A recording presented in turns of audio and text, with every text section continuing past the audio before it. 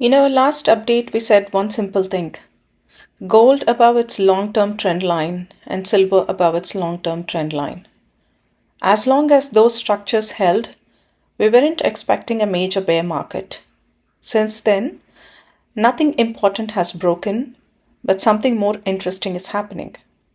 Several independent signals are now beginning to point in the same direction. Let's walk through them.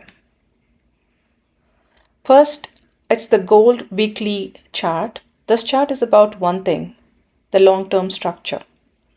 Gold spent months correcting after making new all-time highs. Most people focused on the decline. We focused on the trend lines.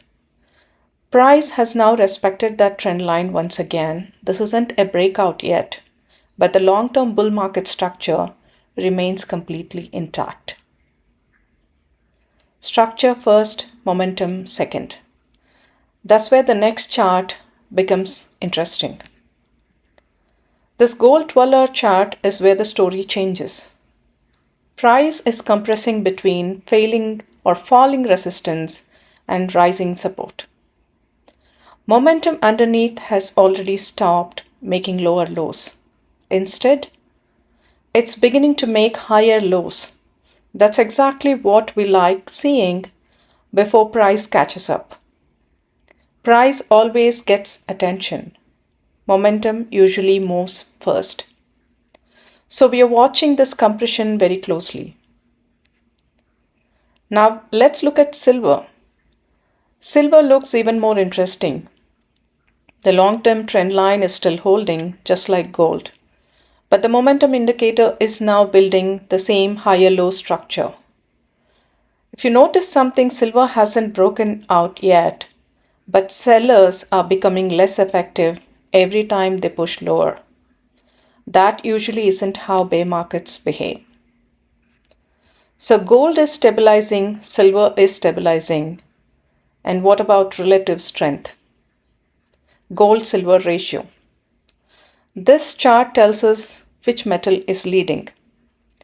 The ratio has been falling for months. That means silver is gradually outperforming gold again. There's a short-term recent volatility, but the bigger trend and the momentum indicator has not changed. Silver continues to gain relative strength. That's exactly what we would expect if precious metals are entering another advancing phase. Now let's zoom out, because this isn't only about metals. For almost 3 years, we have seen something very unusual in S&P. Every correction became shorter. Every rally became weaker from a momentum perspective. Price kept making higher highs, but momentum didn't. That is classic exhaustion. We're not calling the exact top, but risk reward in equities don't look nearly as attractive as it did 2 years ago. Now this may be the most important chart: gold versus S&P. Whenever stocks corrected, gold accelerated. When stocks recovered, gold paused. Now look at today. Gold has corrected. Stocks have rallied.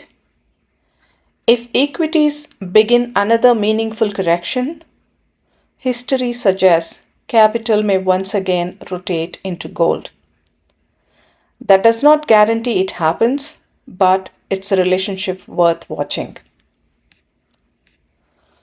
One chart can be wrong, two charts can be a coincidence, but when structure, momentum, relative strength, and intermarket relationships all begin pointing in the same direction, we pay attention.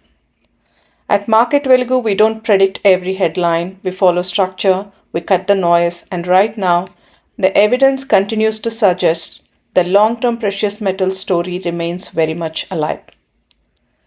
If you like this video, don't forget to like, share, and subscribe. I'll see you in another interesting one.